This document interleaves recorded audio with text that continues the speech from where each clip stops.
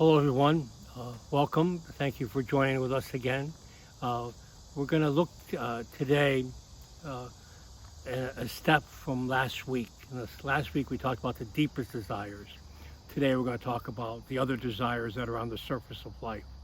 So please listen to the parable, what Jesus said, and then we'll try to break it open for you. And Jesus said, "There was a rich man whose land produced a bountiful harvest. He asked himself, 'What shall I do? For I do not have space to store my harvest.' And he said, 'This is what I shall do. I shall tear down my barns and build larger ones.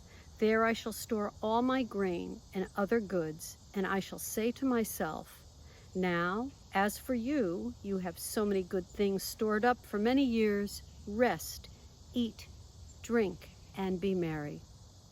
But God said to him, 'You fool, this night your life will be demanded of you. And the things you have prepared, to whom will they belong? Thus will it be for all who store up treasure for themselves, but are not rich in what matters to God.'" We have to first look at the parable. We have to see that man. He's a good businessman because he was a landowner and not many people had land. And what happened is he had a great harvest. And so therefore he gathered it all up. He decided, I'm going to get bigger barns, bigger whatever, and then I'm going to sell this at a higher price or a higher product. So I'll be able to buy more land. And if I sell it at a higher price, then those who buy it might put themselves in debt, and then I will forfeit them and claim their land. So he was a astute businessman. He was a great American in many ways, because he captured the spirit of what it means to constantly make a profit and what to do with the profit. So let's look at this. So what do we have, or why does it happen? We have within us desires, and we saw that, as I said last week when we talked about your deepest desire. But these are a desire to accumulate many of the things of the world, to bring more into our life. And so we have within us a sense, and the culture in which we live plays into this. There is an uncontrollable longing we have. And why do we have that? For the acquisition or the use of material gain on some social level or value. And that means practically there's this desire for greater wealth, and therefore greater status, and therefore greater power. It's within us, whether we are in the 1%, the 10%, or even in the 50%. They have it within us to do that. We want to be able to accumulate wealth.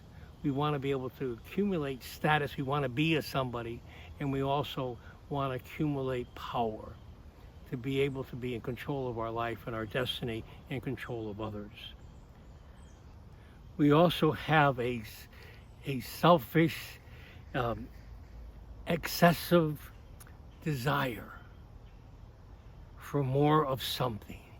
And there's a pulsation in all of us, it's never enough. We're almost like we're never satisfied. We feel that we got to take another step, upward mobility, we call that. We also have a intense desire to accumulate large amounts of something, getting more and more of it. And therefore we're able to say in a beautiful way, what we're looking at is we're talking about there is a desire that somehow these desires somehow move us towards a sense of greed. And that's what greed is: the accumulation, the willingness to say, I need to get more and more and more. One of the things that we all have to begin to appreciate is all the gifts of life are from God. And he says, I want you to live well with them, do well with them, but also I want you to give them away. I want you to give these gifts away, especially those less fortunate, those who are on the margin, those who have been cast off by society. I want you to be generous towards them. And so we have to look at this, because right now I see within our country a disproportion between me getting and me giving away. It's way out of whack. It's way out of proportion. So it's okay to constantly accumulate. It's even obsessively to accumulate, but then I nickel and dime everything else and everybody else. And so one of the things that Jesus reminds us, and he says it so beautifully, right before Barbara read the passage, he said, greed, take care to guard against greed. And the reason why he said that very simply is because greed, if you let it inside you, it destroys you.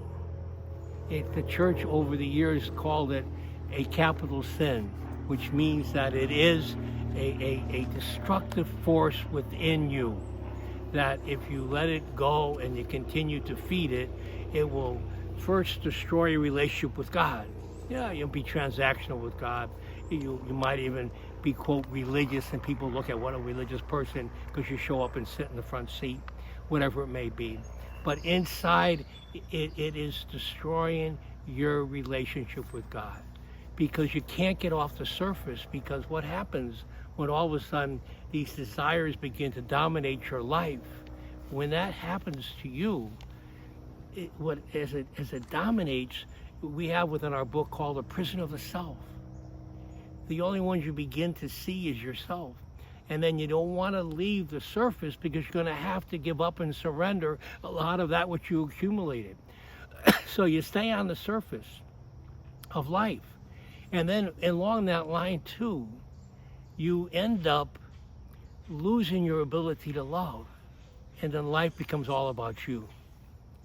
And so the more you accumulate wealth, the more you accumulate status, the more you accumulate power, you're living in a very dangerous zone. And if you don't watch out, you will become a mini God to others, to yourself, that you think you're in control of your life and everything about who you are and what you're about. And in reality, you can't control anything. We create that illusion because your life can turn on a dime tomorrow, and you could lose everything, but also you could be in a position or a place where you are just emotionally crippled, or you're so afraid, or you're not able to deal with life, because after all, the little mini God blew up in your face. And all of a sudden you realize, wow, I'm just human like everybody else. I'm not this so important person.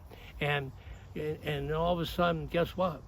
And even if you die, the escalator moves pretty quick from the grave. You're a nice name on a building, but that's about it. And so what Jesus is saying, reminding us to, very simply, is we have to watch out for greed, this constantly obsessive need to accumulate. Now, where is that rooted? So we have a great appreciation of that. It's rooted in the culture. And the culture looks to who we are and says, you have a self-definition inside, an instinct. You have a self-interest, an instinct. You have a thing of self-preservation and security inside of you. And so what the culture does is it activates these qualities inside you in a very negative way. They say, let us define who you are. Let us tell you what you need to get. Let us protect you. We're going to save you if you get enough wealth, enough power, enough status. So they're telling you that all the time, and so they're feeding into that. And so what's the underpiece of all this is that even though people seem to be doing all this stuff with a sense of greed, underneath them all is a profound sense of fear. Fear they're going to lose it, fear that people are going to find out that they're a lot more insecure than they think they are, that people are beginning to see through them, and that at the end of the day, they have to begin to deal with life on their own terms. And so sometimes self-medication becomes a way of life for many who begin to embrace this way of life. And in some ways it's sad. And that's what Jesus is saying. Yes, do well and work hard and you have many of the gifts. But in proportion to as much as you have, you got to be the same as much as you're going to give away. How are you going to help other people live?